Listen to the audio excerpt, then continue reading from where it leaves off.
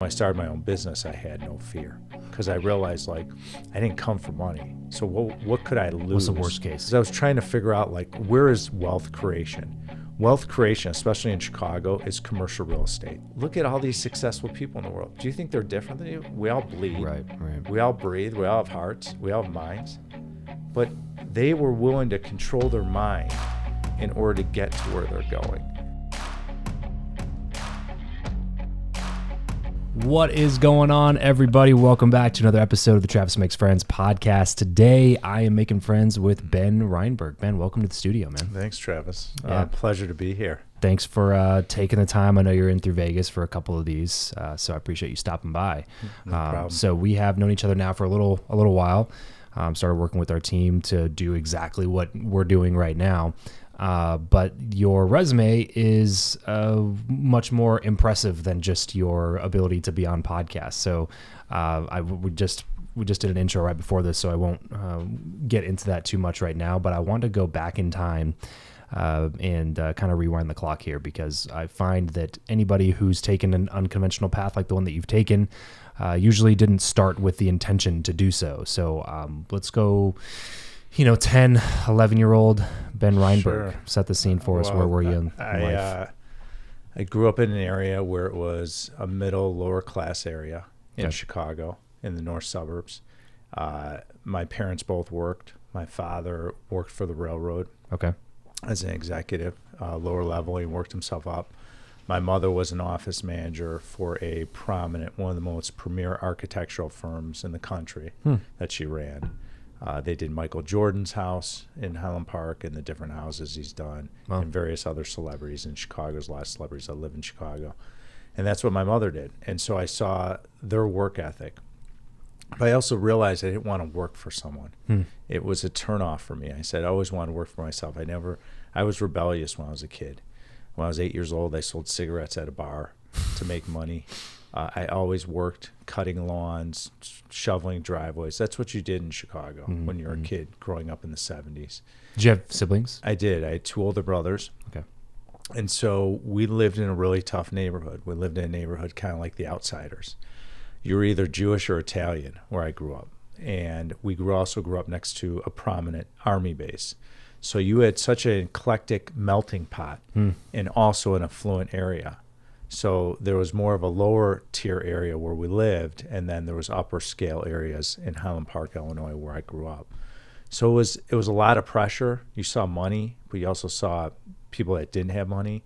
So for me, I wouldn't change a thing because I learned the value of the dollar. I learned hard work. I was working when I was younger. I worked all the way up until I got to college. Then after college, I started working. So for me, my work ethic was established not only for my parents, but the area I grew up in, because all the kids worked. Your siblings were the same way? Yeah, siblings were the same Okay. way. Everyone worked hard. And so you develop this work ethic as a kid.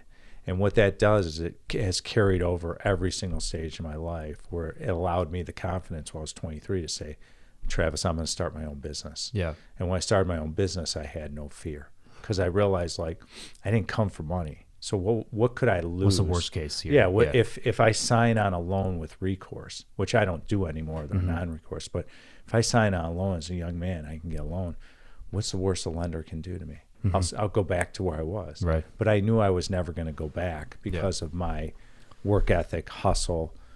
I'm smart, street smart. And so for me, I realized that if I just keep pushing forward, I'll keep growing. Why do you think you were rebellious, or why do you think you were against the did your brothers also do entrepreneurial path, or did they? No, my oldest brother is one of the top healthcare attorneys in the country. Oh, wow. Okay. He represents all different hospitals, Catholic So he went hospitals. hardcore corporate. He went hardcore corporate, been wildly successful. He's going to retire soon. He's about 5 years older than me. I'm 53. My middle brother has a work ethic too, and so they went more corporate side. Yeah. I went more entrepreneurial. I went because I would see the Mercedes driving by on the streets, and I said, "How do I get one of those?" Yeah. How do I when I was younger, it was more about candy and Slurpees. Sure. How do I afford that? And then as I got older, I started realizing, okay, what do I like? And then I realized that if I don't control my own destiny, because I used to see my father, and my father worked for a Fortune 50 company. It was Chicago and Northwestern Railroad. Then it was Union Pacific Railroad. And he would come home, and I remember being a kid, always worried about if he was going to have his job the next day. Mergers and acquisitions, layoffs, different economies, different administrations going on. We lived in the Reagan years. So we just saw different environments. And I looked at it and I said, I don't want that life. Yeah. I don't want to be in the blue suit, red tie, taking the train from Holland Park to downtown Chicago in the freezing cold. I don't want to be that Because guy. I have to. Yeah, because everyone, it was acceptable. Like, you get a job, hopefully you can go to college, Right. you move forward, and you have a career, and then you get a pension, you're retired. And I was like, I don't want that. That sounds like a bad deal. It's just, to me, it's not attractive. Yeah. So I said, well, what is attractive? And the word entrepreneur wasn't really prevalent when I was a kid. Sure. Especially when I started in the early 90s. It was more like being a business owner, having your own business. The word entrepreneur, I think, cultivated right after that. So for me, I looked at it and I said, you know what? I want to be my own boss. I want to control my own schedule. So I started Alliance, and that was the genesis. I tell this story. That was your first company. That was I first started a company called Hillcrest Trading. I was buying debt and reselling it. And then that launched me into commercial real estate. What even gave you the awareness that stuff existed? I just taught myself. What I learned was I read Sharon Lecter's book, Okay. or in the early 90s, Rich Dad, Poor Dad, because I was trying to figure out, like, where is wealth creation? Wealth creation, especially in Chicago, is commercial real estate. I learned all the icons. Sam Zell, God rest his soul, just passed away. He was an icon. The Pritzkers, the Crown family. You had huge old money families in commercial real estate in Chicago. Yeah. And I would watch it. I would see it. I'm like, how do I become that person? And so I realized commercial real estate was the way through. So I'm up late at night. I'm reading Sharon's book. I read it once, read it the next day. I said, this is where I want to be. And so I figured out, I did accounting right after college. My mom said, get a job. There's a recession going on, just like kind of now, and it was worse. And the best thing to do is to get a job. Well, I had an accounting degree. I was studying for the CPA exam, which I am a CPA. And I realized, Travis, that if I don't get a job, I'll never be able to fund the initial stages to eventually go on my own. Yeah. So that was kind of the thought process. So then I was on an audit in New York with a billionaire. And he looked at me. He's like, you're not much of an accountant. I'm like, what do you mean? Yeah, I was young. I've never been to New York. I'm in Manhattan. I've never really traveled. We didn't take family vacations. So I'm in New York the first time, and I'm in his office. He's got this gorgeous office, floor to ceiling glass windows, and looking out at Manhattan, and really upscale place office. And I'm a young guy. I'm in my suit. I'm in my $300 suit with my tie and my shoes, and they're polished. And maybe I had a couple of dress shirts that would weave in and out for him, to look professional. And he just said to me, he goes, you're more of an entrepreneur. And I said, really? And he said, yeah, that's probably where you're going to be. And I kind of took it to heart, and I got back, and the accounting job wasn't working out. I wasn't really happy. So then after that, I went into starting my own business, and I bought my first deal. I had someone help me, and I bought an industrial deal in Chicago. I bought it for somewhere over like 2.8 million, 2.9 million. It was a small deal. I raised a lot of money. Yeah. In a matter of 3 weeks, I closed. I was buying the deal in front of two icons in Chicago that were big, huge residential home builders that were worth hundreds of millions of dollars. They were in their late 50s, 60s at the time. I was in my 20s. I remember sitting across the conference room. I would wear a suit all the time to look professional. I was young. I had to play the part. And so I was sitting in their conference room, and they probably had a conference room twice the size of this room with a huge table. And they're at one end, and the secretary puts me in a certain place. And of course. Back then, we used to have like china, so they'd bring out the china, and you could have tea or coffee, and maybe they'd feed you or give you a bottle of water. They turned up the heat on purpose to get me sweating. They're doing the power plays. Yeah, they're doing the power play. I'm a young guy. Okay, they both walk in, and they look at me, and they put their hands on the table, and they go, so Ben Reinberg, what makes you think that you can close on this property? And I remember them I mean, huge commercial real estate, residential icons in Chicago and around the country. And I said, I have a loan. I have a term sheet. Here it is. Like, oh, you can get a loan. I go, those are pretty good terms. You're going to sign with recourse? I said, yeah, I have a choice. I said, okay. Where are you getting the equity from? I said, well, I have high net worth accredited investors I'm bringing in. How you doing? I'm almost done, probably about 70%. Great. What do you need? I need a credit on the purchase price. You come in here and you're asking us for a credit on the purchase price? Like, that's a lot of nerve as a young man. I said, well, let me show you what I found.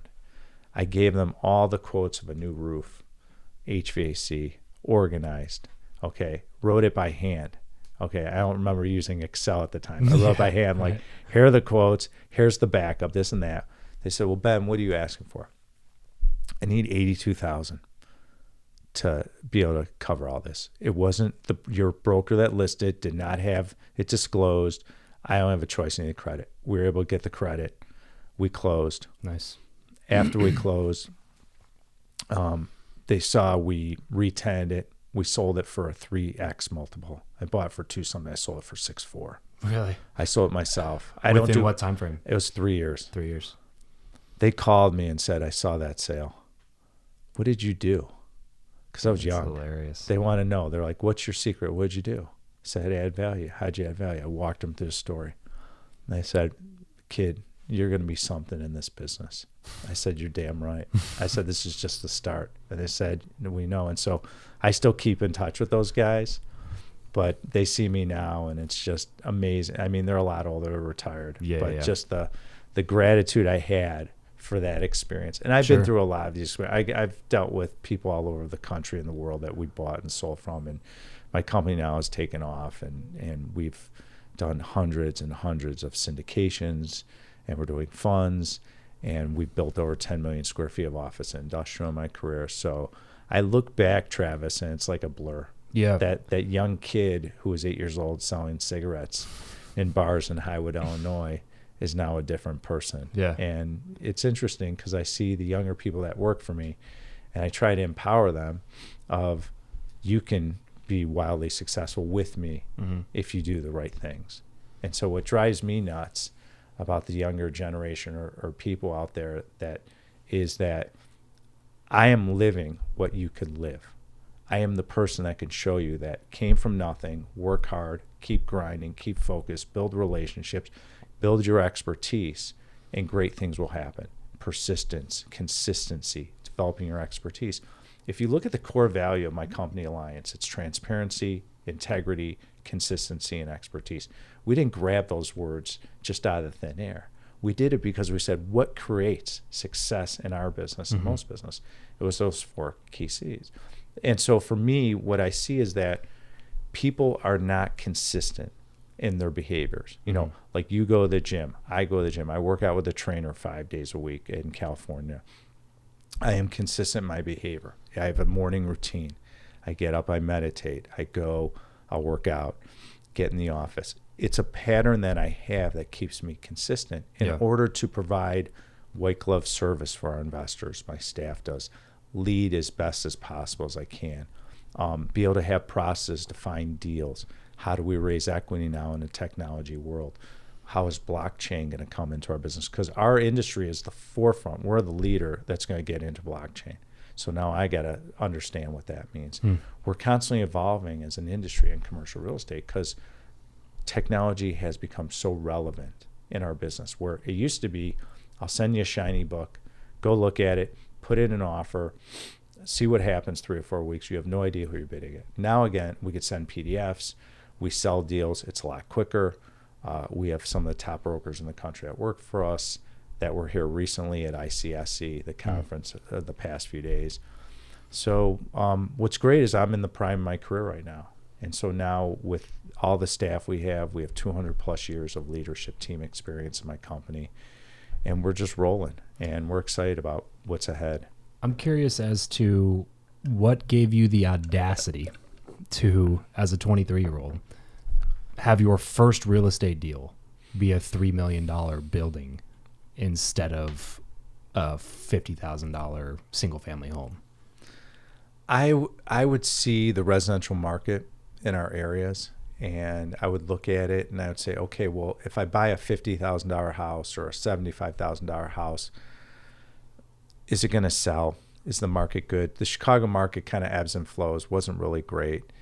And I saw that and I'm like, it's just not interesting. The numbers aren't big enough. You know, I'm a numbers guy. And when I saw industrial and office in Chicago, I said, okay, well, 3 million, maybe I could turn a profit of like 700,000, Yeah. you know, maybe more, maybe less, but I can start building 6 figures. Sure. I'll start with 6 figures, then go to 7 and then 8 and just keep going. And so, you know, back then, you know, $100,000 was a tremendous amount of money. I was To me, gonna say, 50,000 was a lot. That's kind of my point, 20,000. dude. It's like Yeah. you're an accountant, Yeah. right? Like it's Yeah. not like you're rolling in the dough. No, I made You're my just first, out of college. My you know? first salary was like $28,000, which Yeah. was huge back in 1990. and have a little bit of debt from college or something yeah, like that and to so, pay off. Not only that, Yeah. I wanted to buy my first car, so I bought my first car too. So this is something that I talk with people a lot about shifting your mindset from what you define as a lot of money. And every time I've redefined that, I feel like in my life, it's been followed by a period of extreme pressure and or growth. And I feel like you skipped like 4 steps. You know, like most people are like, I'm making $28,000 a year. My rent is $700. It's like, man, if I could just make $20,000 on a deal, you know, like what I make this year, if I can make 20, like that's kind of my point in saying like there was something about your mindset that was different from the start, because like most people are thinking so small when they first get started, like, cause they don't even think about the fact that there's economies of scale when we move from a $50,000 home to a $3 million apartment building. Like, oh, the market can actually support that better. Oh, the increase in doors actually makes my income more guaranteed. It's actually less risky when you really think about it. Like most people are not thinking that at all. They're thinking like, what is the most plausible chance of success for me here? And that's why they just go stick to doing this one thing that they know. Whereas you from the beginning were just like, 50,000's not enough. I need 700,000, even though you were making 28,000 a year. Where do you think that came from? Was that something that was like born inside of you, or did you see somebody that was doing something? It's such a great comment and question, because no one's really asked me that. Like, what changed? I think part of it was there was no social media. There's none of these thoughts pouring into my head. I'm an introvert in an extrovert position. And I just realized that I was careful who I surrounded myself with when I was younger. I was careful of who I went to ask for advice. You know, it wasn't like I can go do a mastermind or go on the internet and go and call Chris Voss, who was on my show, and say, hey, can you help me with negotiation? Like, there was none of that out there at the time. So it was basically Zig Ziglar tapes. It was whatever. It was even if you could find tapes, it was more like, you know, Conant Nightingale was in Chicago. So if you wanted to do self-improvement, that was it. But it wasn't, it was kind of like strange to work on yourself and self-improvement. It wasn't really out there.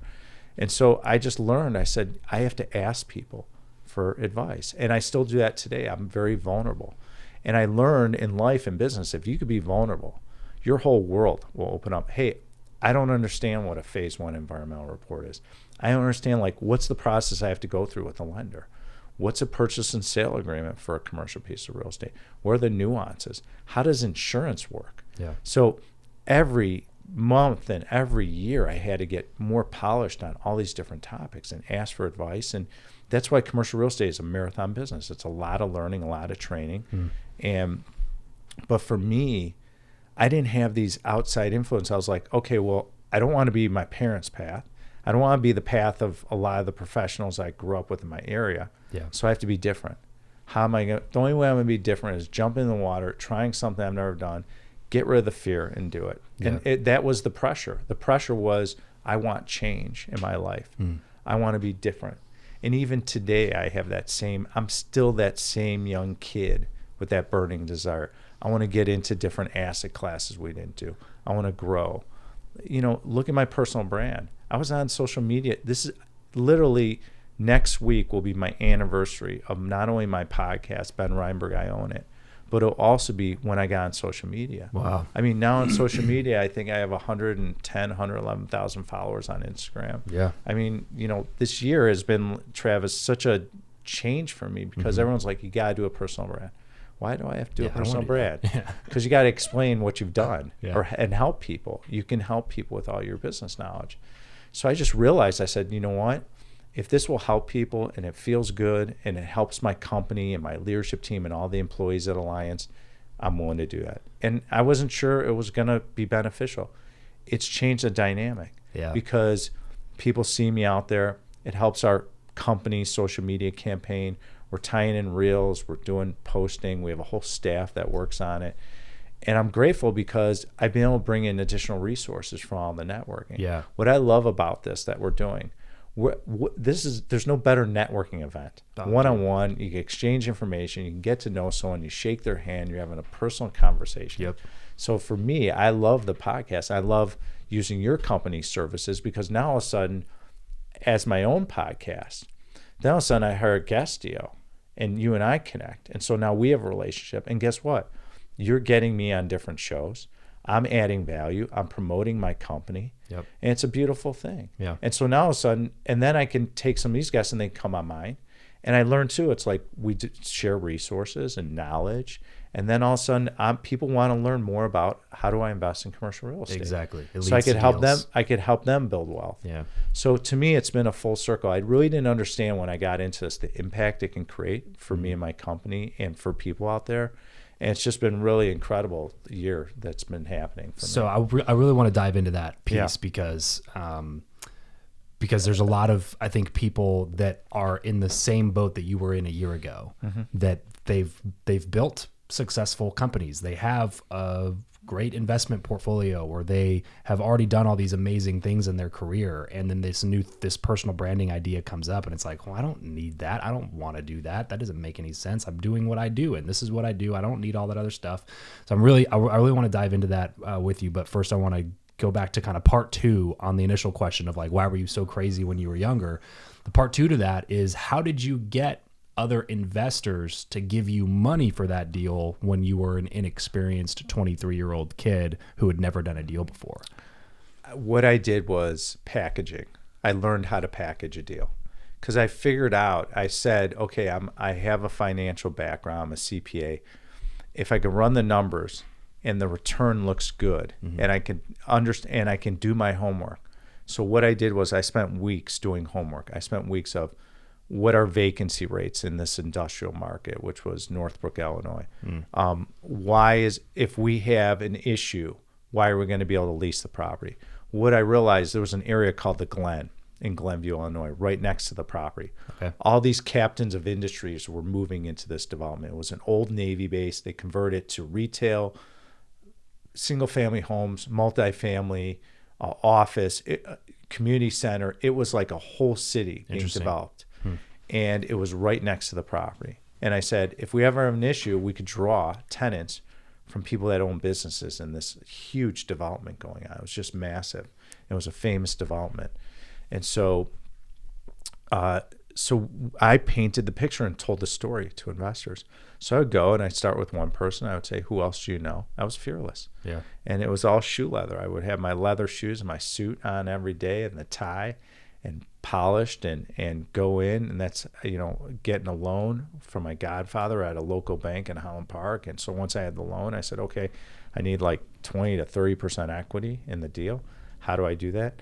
Did 50,000 units, which was a ton of money for me at the time, asking for it. And I would go around, and someone would say, yeah, I'll do that deal. That's good yield, whatever, this and that.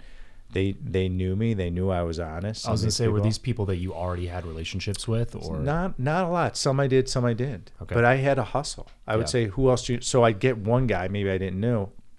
He would bring in his friends. Yeah. And I would meet him. I would go in a conference room with them and talk to them. I would say... And I'd give them paper. There was no like PowerPoint at the time. So I would say, here's the deal. Here are the numbers. Here's the location. Great location. We're next to the Glen. So I explained the story. I explained the real estate fundamentals. And the deal made sense. It was a great deal at the time. And so... how many people you think you talked to trying to raise that? My God. I must have talked to, I'm going to guess, probably anywhere from 50 to 75 people. Yeah, yeah. And I think we had about 20 to 25 investors. That's so I did a good job. I am outstanding at raising equity. I was going to say probably if I were going to guess, Yeah. I would probably guess that if you talk to 75 and 25 invested, that like 15 of those 25 were on the back half of the 75 you talked to. Exactly. Does that make sense? Yeah, Like, so I would assume that that's what happened. That's But exactly the what problem happened. is that most people, they stop at person number 6. Right. They go talk to the 6 people they know that have money. They all say no, and they go, Right. well, it's impossible. I guess I'm can not go cut out back. for this. I can go back, and I remember after like a few weeks, I was like, maybe I'm not cut out for this. And I remember my mom pulling me aside saying, you could do whatever you want to do. Keep going. She had a big influence. She made a couple comments. She gave me a poem. It was from C.W. Longnecker. Okay. It was about the victor is the name of the poem. If anyone wants to look it up out there, and it talks about the man who can. It's all in your mind. And so she gave me that poem. It was after 2 weeks. I remember she goes, "You do whatever you want." And she cut it out of the Chicago Tribune. I kept it in my wallet for years. It kept getting yellower and yellower. Good work, Mom. I had to throw it away. Yeah. And so she influenced me. And I said, okay, well, if she believes in me, why don't I believe in myself? So then I kind of got back at it. A week later, brought my first investor, another 2, 3, 5, kept stacking on the more confidence. Got in that conference room with them.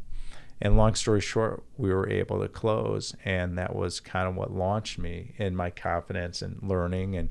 And then I stepped up my work ethic. I stepped up my belief. I stepped up my confidence. And I just kept stacking and going and saying, but there's periods of my career where I go through and I doubt myself. Even today, as successful as I've been, the amount of deals, whatever, I have to sometimes take a step back. And I'm a very humble person. I don't tell people what I have. I don't need to show off. I learned that when I was a younger man. You don't have to. This is why I struggled with the personal brand, because that's not how I learned life. I'm not going to tell people how successful. That's your actions should speak for your words. That's how I learned life. From Other people should tell people. Right. why They should be like, Ben Reinberg's wildly successful. right. It shouldn't come from Ben Reinberg. Right. Let them say it. Because I'm written up in a lot of magazines, articles, especially in commercial real estate. I have a publicist and a whole PR department. But at the end of the day, that's how I learn life, is you shouldn't have to talk about your successes. Let your success follow you. Work on your integrity. How do you help people? That's who a man is to me, is how am I going to create impact to people and help people and develop knowledge. It's what I enjoy in the business. I mentor Travis a ton of people, and we're looking at potentially teaching it as well, depending on my schedule. We're analyzing my time to figure out what I can do to help people. So for me, with that deal that I did, I don't forget it. I don't forget the first deal. I don't forget that, the back half of the 75 people were who got me there. I don't forget about the days where I go in my office on a Saturday and I'm buying a deal in Las Vegas. We own property here. And I remember I had to raise $3.7 million. And I remember sitting on my office floor. It was dark on a Saturday. And one of my investors, who's a big investor, he's like, I don't like the structure. I said, why not? You've been investing with me for 15 years. It's like, I don't like it. You're taking too much on the back end. I said, I've earned it. I said, I have other sponsors here in Chicago. They do the same thing. You invest with them. Yeah, I don't know. He thought he can control me. I said, fine. He goes, I'm not coming in. Fine. No problem. I went back 2 days later, went to my office, raised $3.7 million in 3 hours. And that's who I am. Yeah. I don't believe in the word can't. You challenge me, I'm the wrong person to challenge. Sure. That's my mindset. And so I went and raised it. Him and his whole group of guys that invested in me for years, they love it. And they do as a group, and he led the group. And they were calling me saying, we didn't get into that surgery center in Las Vegas. What happened? We sold out. What do you mean? It's been 2 days. Yeah. Like, we didn't even hear from him. We were wondering, like, where's the deal? It's a great deal. Yeah, it is. Guess what? That surgery center is one of the best tenants in the country in United Healthcare. It's right on Charleston Boulevard in Las Vegas. I've refied it a couple times. I paid everyone their money back. I'm also the largest investor in that deal on both sides at Class A and B of the LLC. We have no equity in the deal, just debt, and we're cash flowing. And that property will never go away. And it just cash flows. Yeah. And so That's what I do. I love challenges. I love when people say you can't do something. Really, let's figure it out. I'm always on the cutting edge of technology. We were one of the first companies to create an investor portal. I was doing green ledger paper and stamps and checks to send to our investors for years. We would get calls, Travis, from our investors saying, "Did you ever send me that check?" "Yeah, I sent you that check. It was in your mailbox in an envelope." "Oh, I might have thrown it out, or okay, we'll send you a new one." So for years, we were trying to figure out, like, how do we avoid that? I'd have a whole staff to deal with checks. That's how crazy it was. Yeah. And then I realized, I said, you know what? Let's use technology. So Yeah. I had a friend of mine from Charlotte create a company. He's like, "I want you to be a partner in this. I want you to be a beta test person in it." We did it. And we were with first guys in, and it was wildly successful. We had to acclimate the older guys to how to deal with technology. And it's time for me, I had to get acclimated as well. So we get acclimated with the technology. It rolls out now. Now a lot of people use portals, and we've been doing it for years, and it's been wildly successful. So Well, it seems like that's probably something that fueled the whole personal brand idea in terms of, like, if you're just somebody that likes the challenge, because it's a challenge. It sure challenge is. and a half, you know, because I find it interesting because especially with people like you who are used to winning at things, just like you accomplish, you win, you just kind of like, here, what's the formula? Let me do it. We'll figure it out, you know? But then the personal brand thing comes along. And it's like, well, podcasting and content, and like, it's almost essentially building a mini media company. That's a different ball game than even like raising equity or some of these other, you know, it's a brand new skill set to learn. And it can sometimes be frustrating for people who are used to just like conquering everything that they touch, because this one is like, man, this takes a little bit of time. You know, I want to destroy this like right now. You know what I mean? It's like tests your patience a little bit sometimes. it does. It tests your patience. But again, it goes back to those principles of persistence and consistency and showing up and working hard. And what I love about challenges is I love failure, because I love the comeback story. I love rising above the failure and say, okay, well, that didn't work so well. How do we learn from it? Or I don't like the way I handled that situation. How do I learn from it? So I think as you age, your awareness grows, and you start realizing, like, how did I show up in that podcast? How did I show up in that conversation? What I love about my podcast is my first episodes, I was so raw. I was nervous. And I was thinking to myself, like, why would I be nervous? Yeah. You know, I have experience. I understand business. I've been successful. But I was still nervous. I was like a kid. 5 in, I got better. 10 in, I got better. We've probably done 100 episodes. But you know what? Sorry to interrupt you. That piece right there that you just said, I think is so huge, is that you put yourself in a position to be uncomfortable and nervous doing something brand new in your 50s on social media, when you already have raised hundreds of millions of dollars and been wildly successful in this other field. Like, you did not have to put yourself in a position that would make you nervous or uncomfortable. You could just keep being in the position where you're always confident and the expert in the room. But instead, I think that's just that's a sign of people that I like to work with, is people who are constantly putting themselves back in the chair of, like, I have no idea what the fuck I'm doing, but I'm really excited to figure it out. And it's going to probably suck for a little bit. I'm going to be nervous, and it's not going to be good. The content might not be like that great, but at the end of the day, I want to do this. So catch me in like 2 years, 3 years, 4 years, 5 years from now, and see where we're at that point. Because it's going to be somewhere way better than we are now. That's so well said, because it's the truth. One thing I've learned is that you have to keep growing as a person. And I realized there's going to be times it's not comfortable. I do a lot of personal development. I've been doing it for 5 years, and it's evolved. We did something wild in my company last week. We brought our whole leadership team into Newport Beach, where my West Coast office is. That's where I sit. My headquarters are in Chicago. We have offices around the country. Okay. So we bring everyone in, put them up. Great experience. We give them this cool swag bag with garb and Ben's favorite candies. It was all about teaching them more about me. Okay. You know, Ben's favorite water bottle, Ben's favorite workout clothes. You know, like, everything was cool, and we tagged it. But we brought in a famous human behaviorist. So she comes in, and everyone does what's called a playbook. So if you came in and you were on my leadership team, I would look at, what does Travis want out of life? What's important to him? Maybe it's family. Maybe it's spending time with friends. Maybe it's building his personal brand. Maybe he likes to go hiking. I'm going to know everything about Travis so I could take Alliance, the company, and align myself with him. So he is more loyal. He's more vested in what we're doing. He knows he's being supported. His lifestyle is mirroring what the company is doing. Yeah. And that's what we do for people. It's different. It was uncomfortable. Because think about it, I had to tell everyone, and I did a video and I did this extensive letter I wrote.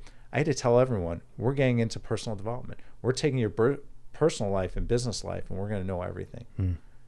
That was a challenge. Yeah. I got everyone to buy in. She came in. Everyone loved it. It was glowing. And the people that would not end up in the company, they'll end up fading out. It starts weeding out. Yeah.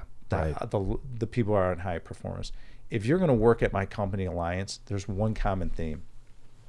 You have to have a great work ethic, because it's basically my blood and knowledge is oozing into the company. So what does that mean? Persistence, work ethic, my core values.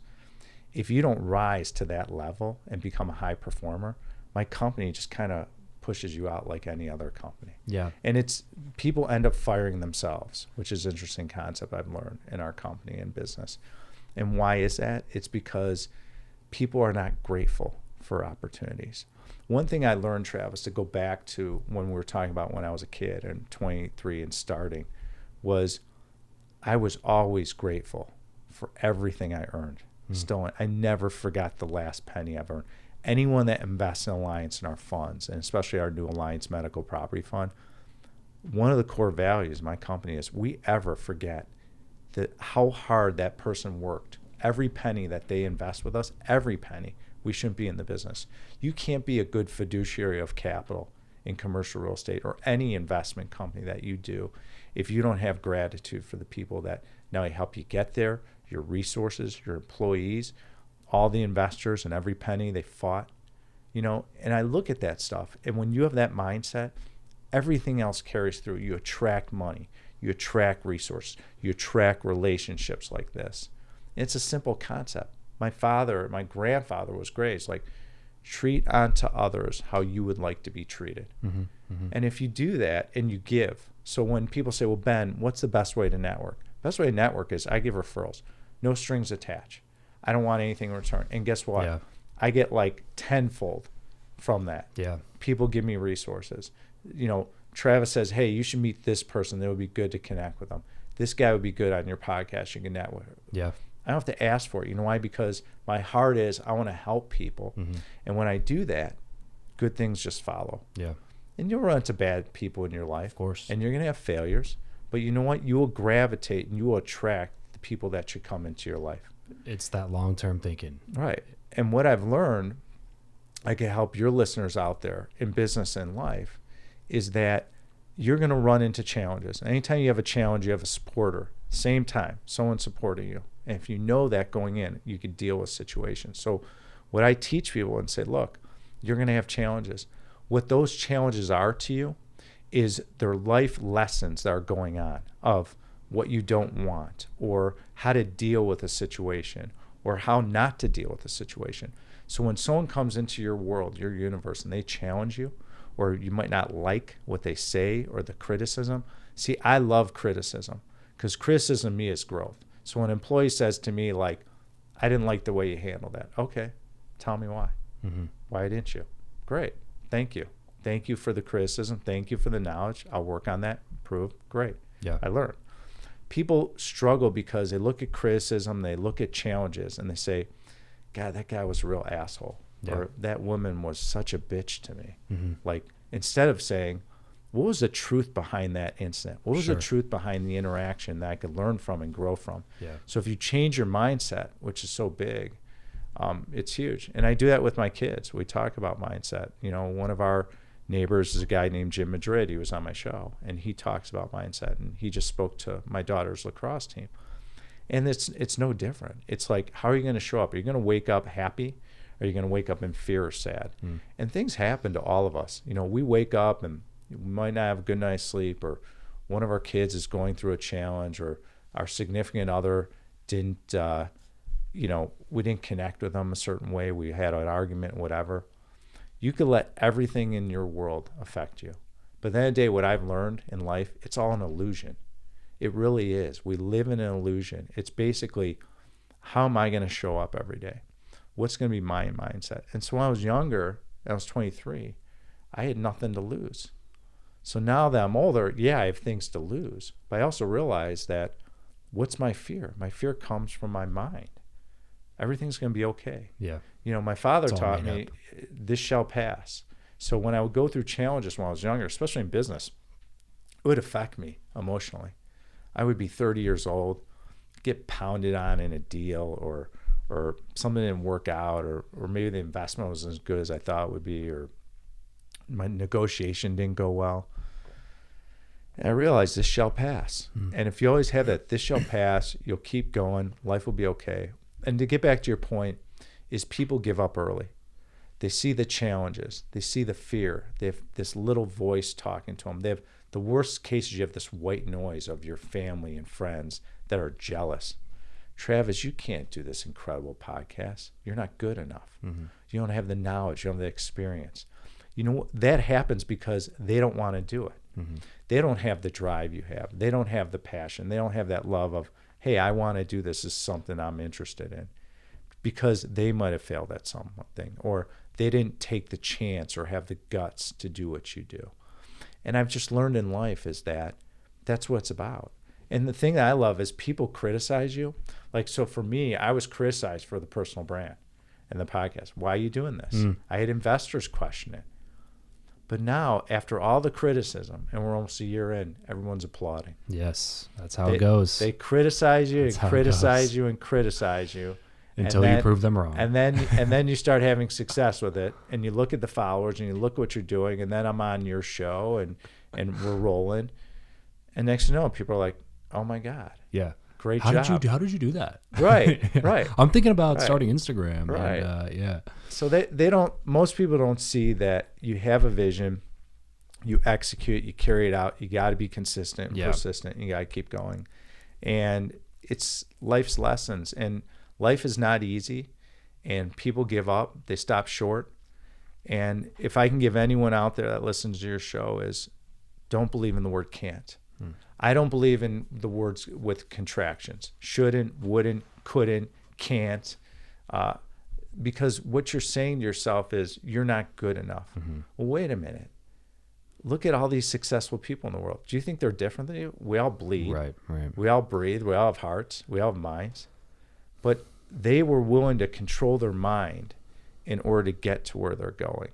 And that's to me, when I was younger, I didn't really understand that concept. So what I tell people is work on yourself. Work on your inner game. Become the best version of yourself, because then you will show everyone on the outside what you can do. And people will gravitate to you. You'll attract money. And it's the real key to success. You know, for years, Travis, I was looking at being happy.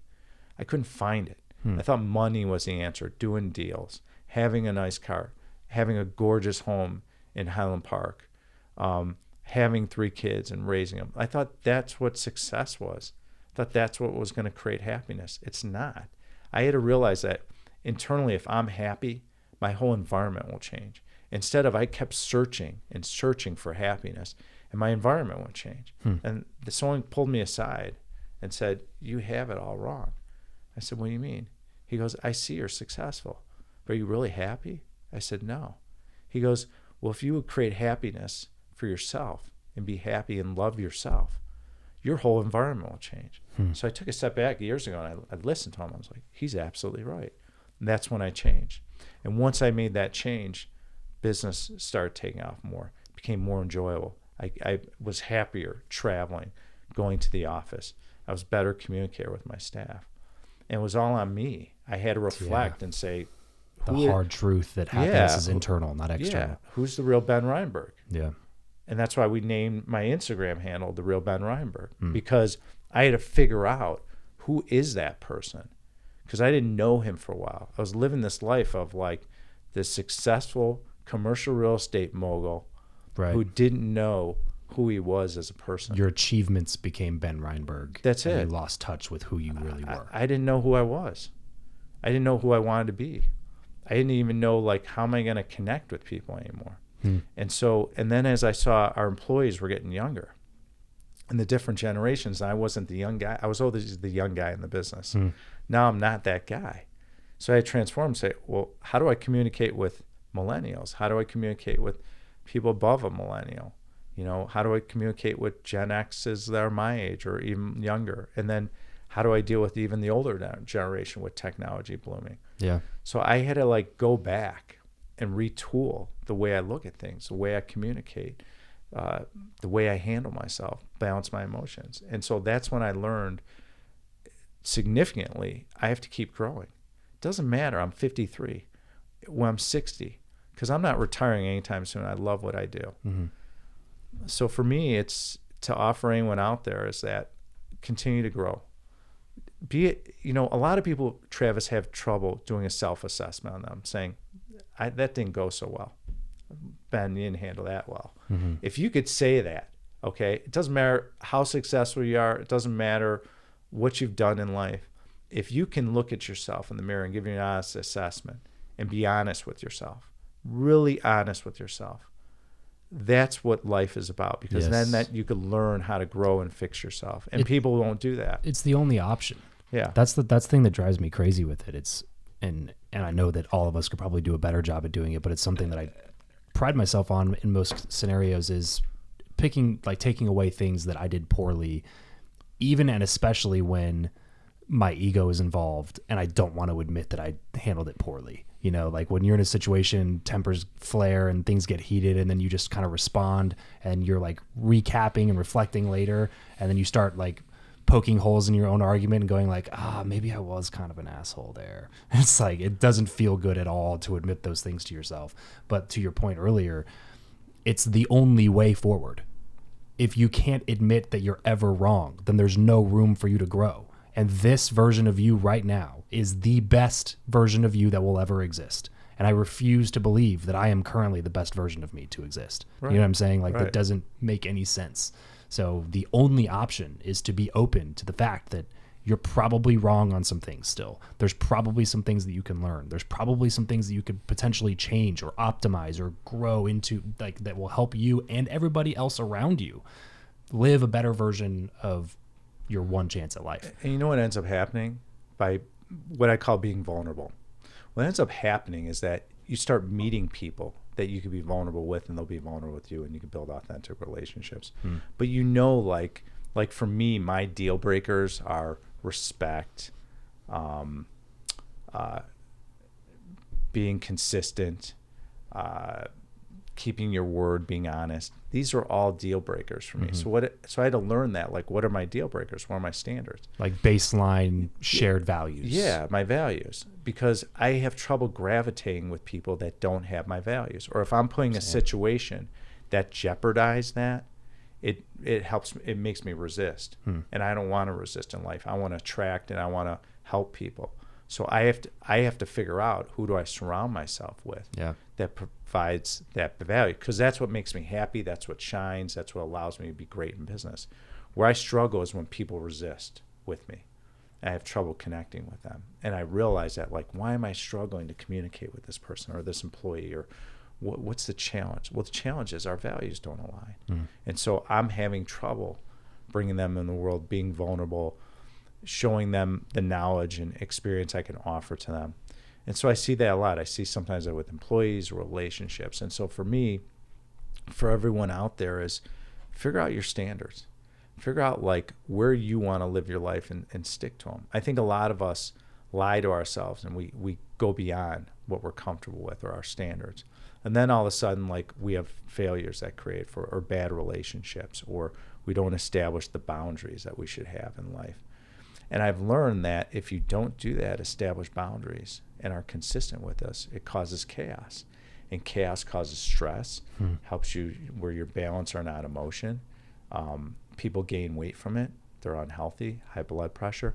Your mind and body are connected, and people don't realize that. And if you realize that, you realize, okay, well, I am responsible for the people that bring in my life. And it goes back to my podcast, I Own It. It's owning every aspect of your life. And negative emotions, Travis, are created from the responsibilities that we avoid. And someone taught me that a long time ago, because I said, well, why am I upset by this? Well, because if you would have handled this way or had an open conversation with this employee, you wouldn't be so bitter towards them. Took a step back. I'm like, man, they're right. They're right again. So if you could seek the truth in what people are telling you, your whole world changes.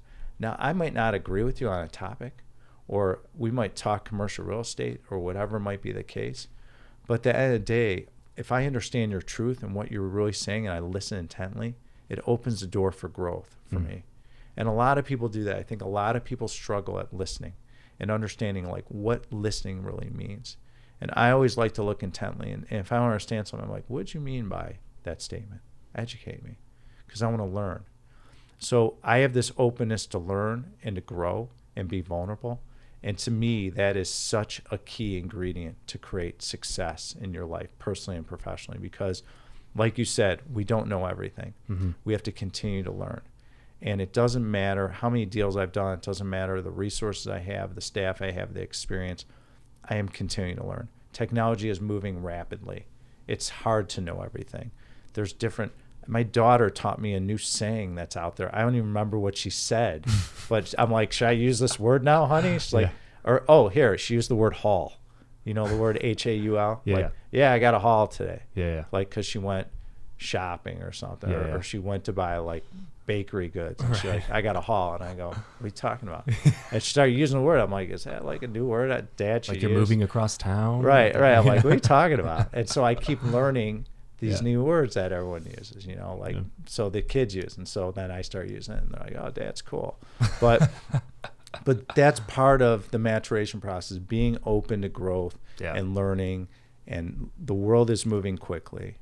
And so that's just like an offer. Especially when it comes to learning from those coming up behind you. I think a lot of people have trouble learning from people that are younger than they are, maybe less experienced than they have, or, you know, something like that. It's just, there's like an immediate, you know, like pushing away of anything that's coming up behind you, because you don't want to admit that it might be helpful. That's you right. know, you That's just right. don't, you know, like, well, I've been doing this for, you know, 15 years and I think that blah, blah, blah. And it's like, well, if so-and-so's only been doing it for 4 years, but whatever they're doing is working, I want to know that. If they've been doing it for 6 months, if it's working, I want to know what's working, you know. And the ego, you know, kills more dreams than just So about true. anything else. You know what's interesting about that statement is we brought in a kid in our investor relations department, and he was an expert at Facebook marketing. Okay.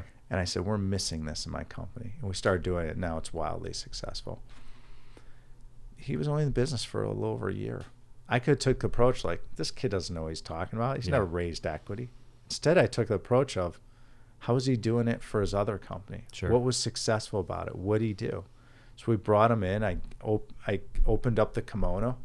I said, we'll spend whatever you want. I'll do the reels. I'll go on a Sunday. We'll bring our videographer. I'll stand outside Newport Beach. We'll do a bunch of reels. We'll roll. Yeah. We'll do ads and VSLs, and we'll try this whole new program. And it's working. It was because I opened my mind to him. I hired him, and I said, show me what we need to do. Teach everyone, and we'll do it. Well, guess what? He's empowered. He feels great. The program's working. He's making a lot of money. He's a young guy. But what stemmed from that, the lesson learned is you never know who you meet. You never know the lessons in life. Open your mind. Open that filter to say, you know what? I don't know everything. And just like you said, if you're humble and you could do that, you can grow significantly and bring in great resources.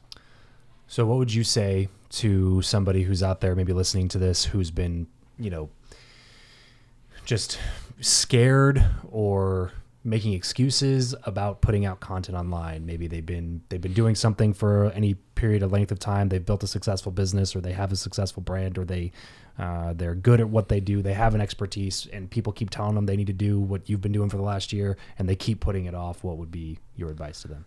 I would say just do it. Pull the trigger. Don't be fearful, because you know what? No one really cares. No one remembers a reel that maybe you're not proud of. Someone might love it. You don't know. Your viewpoint might be completely different than someone else's viewpoint. And I'll be honest with you, this whole world has amnesia. It's like the commercial real estate brokers in our business. Like they forget you did 5 deals with them 3 months ago. People have amnesia. They don't. I don't remember what I had for dinner last night. Yeah. So my advice to everyone out there is don't worry what other people think, because they won't remember and they don't care. They're only worried about what you think about them. Right. They're worried about what you think about them. And then also is they don't care about you. They care about themselves. They're so worried about themselves. So it goes back to working on your inner game. If you can work on your inner game and know that, hey, no one cares about me except for myself, and that's your viewpoint, and no one's watching me except for yourself. So you're accountable to yourself. So if you want to do something, do it. Don't worry about being criticized, because if someone criticizes you, take it as growth. Learn from it. Believe me, we put out content that I look at. Not great. Sometimes it's great. We put out podcasts or clips from my podcast. I'm like, I don't really like that clip, but it's rolling and I'm dealing with it. Yeah. So life's not perfect. But if you don't take action and try, you'll never know. The biggest word is try. What's the worst case if you don't try something in life? Yeah. You know, I look at the word regret, and Tim Grover is from Chicago, and he's a big guy in this space now. And he says, wait till you see the bill for regret. And he's right when he says that. It's true.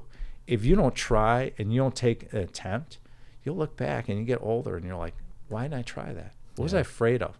Like, what's the worst could happen? The people that I was afraid of, their opinions of me, I haven't talked to them in 13 years. Right. You know, right. like, why was I so afraid of what they thought back then? That was exactly my life. Right. So when I was younger and you went back, well, why were you able to do that? It was because my mindset was, what's the worst case that would happen? Yeah. It's just like anything I do now. Like I make decisions and we do stuff at Alliance where it doesn't work and we spent money, or an employee didn't work out. We've had employees, even recently we've hired, and they don't work out. Oh, it's life. You learn. But people are so afraid of failure. They're so afraid of, oh man, Travis, you really screwed up. They're so afraid of the comments from other people's thoughts. Yeah. Instead of looking at it and saying, well, wait a minute. I grew from that. I learned something from it. There was value created from all these lessons. Everyone forgets failure is a wonderful thing.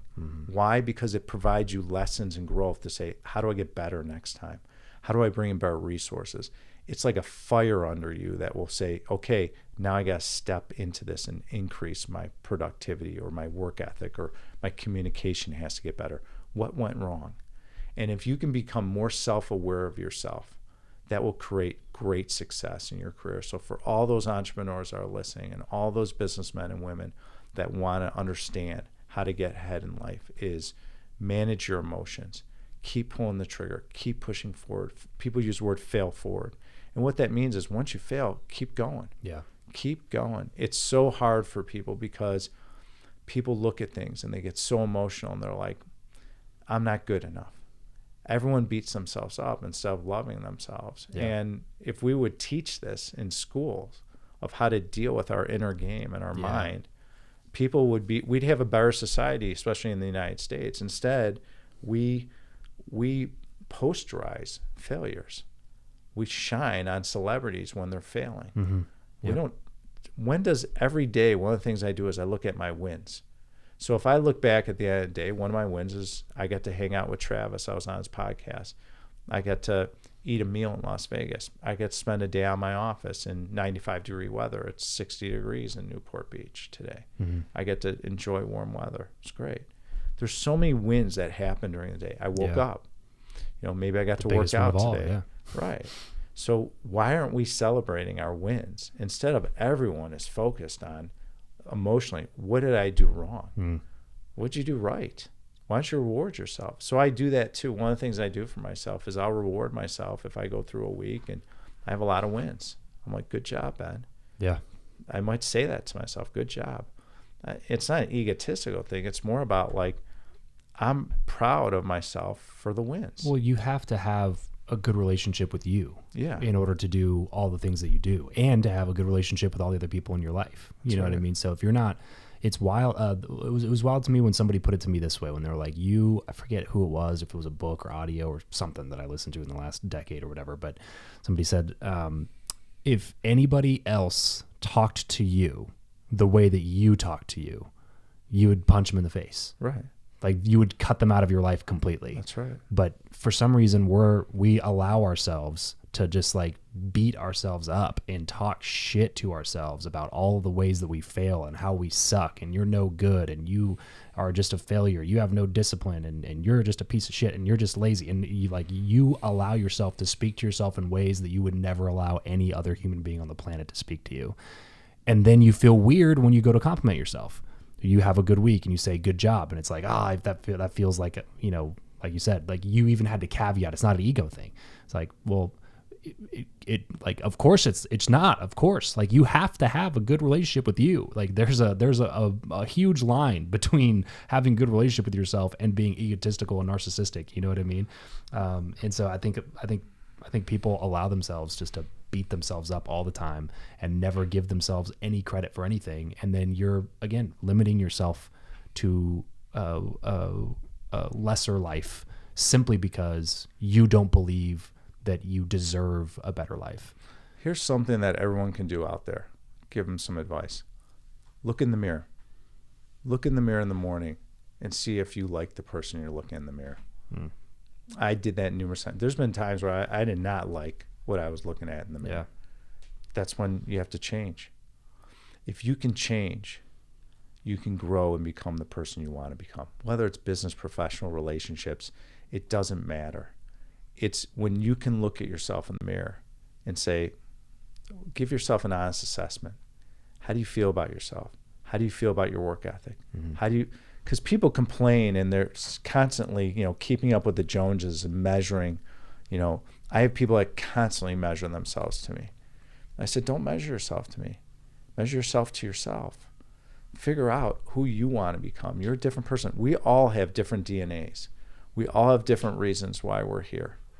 Figure that out. Figure who you are. I'm not your relevant measuring stick. Mm-hmm. You're your measuring stick for yourself. And so I always say to people, look in the mirror, see if you're happy. That's where the inner game comes into play. And that's what I had to realize. I looked at myself in the mirror. I said, I don't like what I'm looking at. I don't like the way you're dealing with things. I don't like the way you're treating people. I don't like who you are. And I took a step back and I said, I'm going to change. And I changed. And I worked on it. I continue to work on it. So for me, I just think if people can give themselves an honest assessment of themselves, they'll see their world change. And people don't want to do that. People get lazy and they say, Travis, you know what? I'm happy where I am. I'm happy in my life.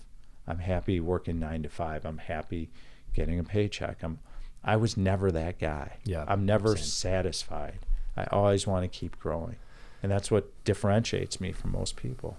Yeah, I love that, man. I'll add one thing for me, something that was helpful for me to always test whether or not I felt like I had a good relationship with myself, in addition to looking in the mirror, is can you spend an hour, just an hour, not a long time, an hour by yourself, with yourself. No drugs, drinking, no music, no podcasts, no audio, no books, no media consumption of any kind. You with yourself on a hike, driving in the car, going for a walk. Can you spend an hour just you with you? And I think for a lot of people, the answer is no. I used to not be that way. Now I spend I'll drive to San Diego from Vegas for 5-6 hours without listening to anything, just thinking, spending time with me, trying to craft a vision for my future and reconnect with who I am and what I'm learning and all that kind of stuff. And it's like a normal practice for me now. But if you had told me a decade ago to try to do that, I would have laughed. Like, what? Are you crazy? Like, that seems like a perfect opportunity to mess around with a friend of mine, or listen to a podcast I've been wanting to listen to for a while, or do a Netflix marathon or whatever. Like, there's so many other things that I wanted to distract my mind with, ultimately distracting me from the fact that I wasn't okay with the version of who I was. And if you can't spend a prolonged period of time you with yourself, then there's probably something that you are subconsciously or consciously disliking about you, or the way that you're showing up in the world, the relationships that you have in some regard, and something needs to be addressed there. It's perfect, because it's why I started a morning and evening routine. Because everyone says, you're running so fast, when are you going to stop? So someone had to show me how to slow down. When I had to slow down, that's when I got into meditation. That's why I got into my morning routine, my evening routine. I got into journaling.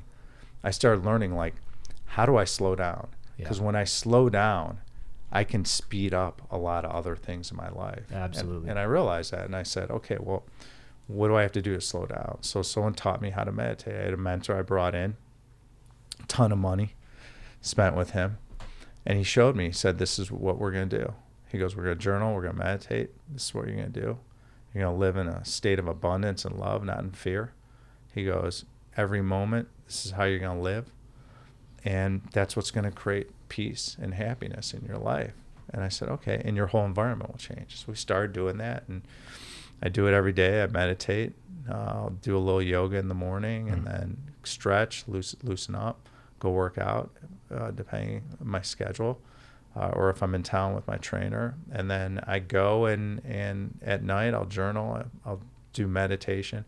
It allows me to take a step back and slow down my life. And I encourage everyone out there is find what your routine is. Some people write out gratitude. Some people write out their intention for the day, which is a good exercise. If you want a good exercise, write on a piece of paper when you wake up what your intention is for the day, and then get into gratitude and write out what you're grateful for. So I'm grateful to be on your show and see you. I'm grateful that, I had a great day this morning. I woke up, was able to talk to my staff. They're having a good day. I know they have my back behind me, whatever office around the country.